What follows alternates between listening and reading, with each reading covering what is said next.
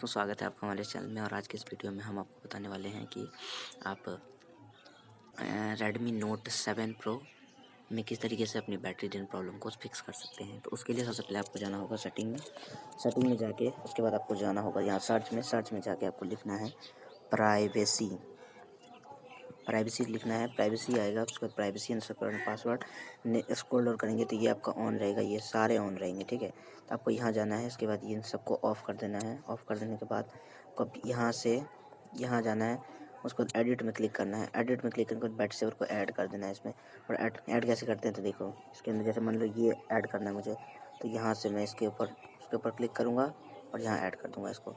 इस तरीके से ऐड करना है, ठीक है।